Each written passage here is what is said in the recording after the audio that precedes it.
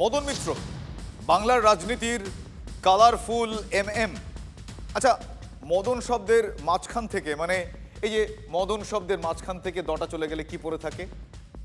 মন। একটু দেখালাম আপনাদের, বড্ড গোলমেলে এই এই এই মন নামক বিষয়টি। মমতার বহু বছরের সঙ্গে মদন মিত্র হঠাৎ মন বদলে ঋতব্রত শিবিরের সঙ্গে ভিড়েছেন, আর এখানেই মন নিয়ে কাছাকাছি তুমি আছো আমি আছি। দিল্লিতে অনশনে বসা সোনাম ওয়াংচুকের সমর্থনে আপনারা জানেন আজ বিধানসভা চত্বরে আম্বেদকর মূর্তির পাদদেশে ধর্নায় বসেন কালীঘাট তৃণমূলের এমএলএরা। কর্মসূচি শেষের পরেই হঠাৎ সেখানে মদন মিত্র হাজির হন। ঋতব্রত শিবিরে নাম লেখানো মদনের মন কি তাহলে কালীঘাটে পড়ে? এ প্রশ্নের বা এ বিষয়ে কিছু বলে ফেলেন কুণাল ঘোষ।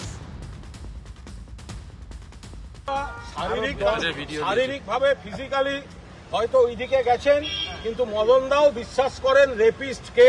মদনদার মন অন্যদিকে পড়ে আছে। কাপুরুষের মতো ইডি দিয়ে বৌদি আর ছেলেদেরকে নোটিশ দিয়েছে। ফলে আমরা চাই মদনদা ভালো থাকুক, 2-4 দিন যা মন চায় প্রাণ চায় বলুক। আমরা এটুকু জেনে রাখছি, আমাদের ভেতরের একটা লোক ওদের মধ্যে রইল।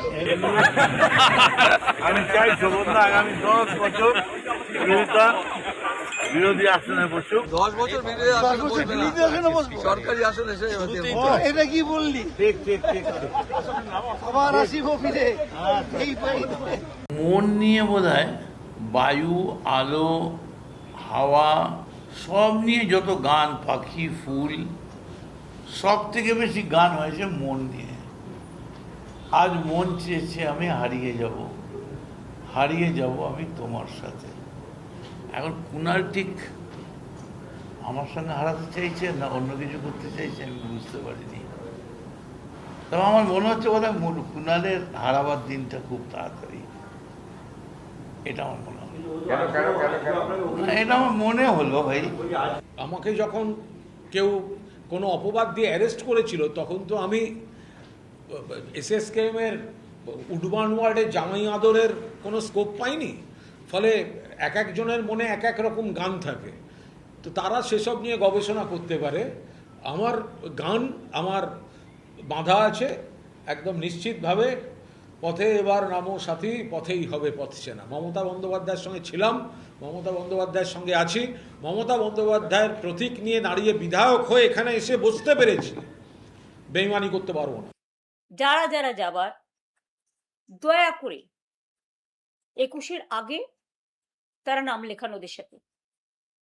কিন্তু কোনোই ভাববেন না দলটাকে কলঙ্কিত করে আপনারা নিজেদের সম্মানিত করছেন। পরিবার বাঁচান, পরিবারকে তো বাঁচানোর দরকার। তিনি বলছেন যে যারা যারা ভয় পাচ্ছে, যাদের অসুবিধে আছে, তারা চলে যান।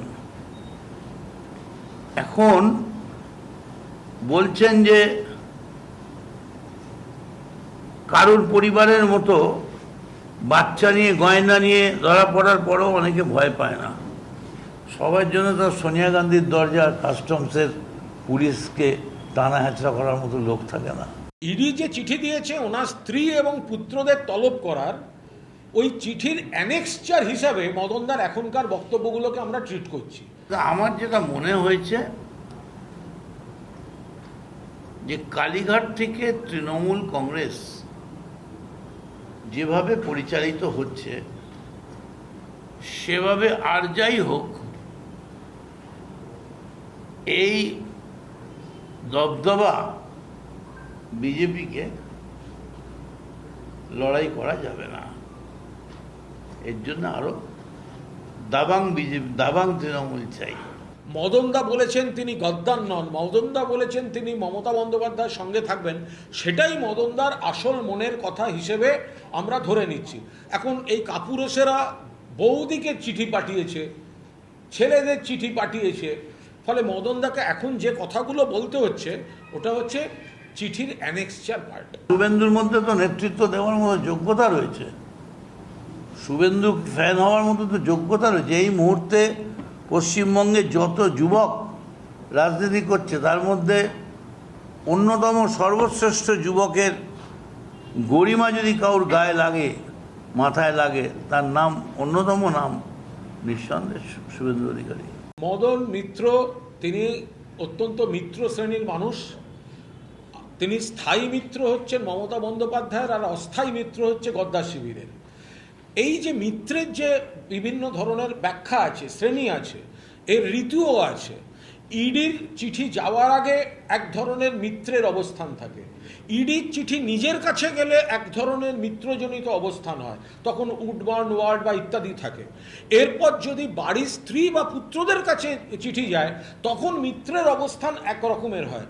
ফলে মদনদা মিত্র শ্রেণীর লোক, কিন্তু মিত্র কোন চিঠির পরিপ্রেক্ষিতে, কোন ঋতুতে, কোনভাবে, কিছুদিনের জন্য কোথায় থাকবে সেটা সম্পূর্ণ সেই ঋতুর ব্যাপার। স্ত্রী পুত্রর কথা ভেবে স্ত্রী পুত্র চলে যাবে, আমি কেন চলে যাব?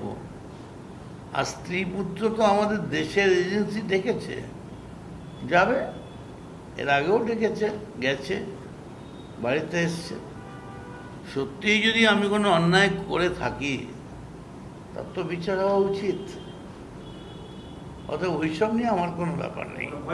ইডি যে চিঠি দিয়েছে ওনার স্ত্রী এবং পুত্রদের তলব করার, ওই চিঠির অ্যানেক্সচার হিসাবে মদনদার এখনকার বক্তব্যগুলোকে আমরা ট্রিট করছি। আমরা তো ছোট থেকে মানে জবে থেকে জামা কাপড় পরে, স্কুলে পাঞ্জাবি পায়জামা পরে কলেজ যেতাম, যখন ছাত্র রাজনীতি করতাম সবসময় এটাই পড়তাম। না, এটা কিনলাম না, আজকে যখন পরবো, এটা যখন পরবো বলে সাদা একটা পাঞ্জাবি পরতেই পাঞ্জাবিটা পরে ভিজে গেল, তখন আমি দেখলাম এটা গায়ে হচ্ছে, পরলাম। তা পরে দেখলাম খুব খারাপ লাগছে না, রংটা খুবই ভালো। আপনার প্রিয় রং কি? না, আমার প্রিয় রং হচ্ছে হলুদ। আমি তো যখন কোনো চক্রান্তে পড়ে, আমি এর আগে জীবনের উত্থান পতন, স্বর্গ নরক, নাগরদোলা, এগুলো সব আমার দেখা হয়ে গেছে। মুক্তি তো নিশ্চয়ই। এই যে আমি এখানে বসে আছি, আমার ডান দিকে দেখছি না, বাঁ দিকে দেখছি না, আমার ভিডিওতে এই বন্ধ করো, উঠে যাও, একটাও কোনো পাবে না। কি বলছো তুমি? কোনো মেসেজ আসছে না। অন্য কোনো ব্যাপার হলে এতক্ষণে মেসেজ এসে ঘোড়ার গাড়ি চাবুক নিয়ে চলে আসতো। মদন মিত্র, তিনি অত্যন্ত মিত্র শ্রেণীর মানুষ। আমি এমন রংবাজ, যে কোনো রঙই কাজে লাগে। শুনলেন, দেখলেন, আপনারা জানেনও পরিস্থিতি। একে একে নিভিছে দেউটি, এ আর বলার অপেক্ষা রাখে না। কালীঘাট তৃণমূল ক্রমশ খাঁ খাঁ করছে, কিন্তু তাতে বিভ্রাট তৈরি হয়েছে বিজেপির ঘরেও। কোয়েল মল্লিক গতকাল রাজ্যসভার সাংসদ পদে ইস্তফা দিয়ে তিনি পৌঁছে গিয়েছিলেন কেন্দ্রীয় মন্ত্রী, রাজ্য বিজেপির পর্যবেক্ষক ভূপেন্দ্র যাদবের বাড়িতে। তাহলে কি সুখেন্দু শেখর রায়, সুস্মিতা দে, প্রকাশচিক বড়াইকের মতো কোয়েলকেও রাজ্যসভায় জিতিয়ে আনবে বিজেপি? উনি পদত্যাগ করেছেন, এবার পদত্যাগ কেন করেছেন উনিই বলতে পারবেন। তবে বিগত দিনে দেখেছি যারা আমাদের নেতাদের সাথে দেখা করেছেন তারা প্রত্যেকেই আবার বিজেপির টিকিটে আসতে চেয়েছেন, কারণ তাদের এখনো অনেকটা সময় বাকি। কোয়েল মল্লিকের তো মনে হয় প্রায় 5 বছর বাকি, 1 বছরও হয়নি মনে হয় এখনো। স্বাভাবিকভাবে উনি চাইবেন অন্য কোনো রাজনৈতিক দলের হয়ে এসে সেখান থেকে থাকা। কোয়েল, দোয়েল, পায়েল বিষয় এটা নয়, বিষয় হচ্ছে বিজেপি, বিষয় হচ্ছে নরেন্দ্র মোদী। বলেছি আমি আগেই, যেটা এখনও বলছি, দেশের স্বার্থে মহিলা সংরক্ষণ বেশি জরুরি। আমরা অনেক সময় দেশের বড় স্বার্থের জন্য ক্ষুদ্র স্বার্থকে জলাঞ্জলি দিতে হয়, কারণ বিজেপির নীতি হচ্ছে কান্ট্রি ফার্স্ট, পার্টি সেকেন্ড। আমরা জানি পার্টিতে হয়তো সাময়িকভাবে এতে বিজেপির ক্ষতি হবে, পশ্চিমবঙ্গে কিছু মানুষ বিক্ষুব্ধ হবে, কিন্তু দেশ আগে, তারপরে পার্টি। বিষয় হচ্ছে একটা সরকার, যে সরকার ভারতবর্ষের রাজনৈতিক ছবি, সংস্কৃতি, গতিমুখ পুরো পরিবর্তন করে দিয়েছে। তো সেখান থেকে বলবেন, তো এখানে কারোর ভালো লাগা, কারোর মন্দ লাগার এই সমস্ত কোনো ব্যাপার নয়। পার্টি বৃহত্তর ক্ষেত্রে চিন্তাভাবনা করে ডিসিশন নেয়। লোকসভায়, রাজ্যসভায় আমাদেরও মেজরিটি চাই। শুধুমাত্র কোয়েল মল্লিক নয়, সূত্র মারফত যে খবর আমাদের কাছে এসে পৌঁছচ্ছে, আরও কয়েকজন তৃণমূল কংগ্রেসের রাজ্যসভার সাংসদ পদত্যাগ করতে পারে। Every party try to achieve the number in Lok Sabha and Rajya Sabha. Trinamool before election वो भी बोल रहे थे the BJP government will fall on the basis of what? They were trying to collect the numbers. Now they could not do, we could. So that is the politics.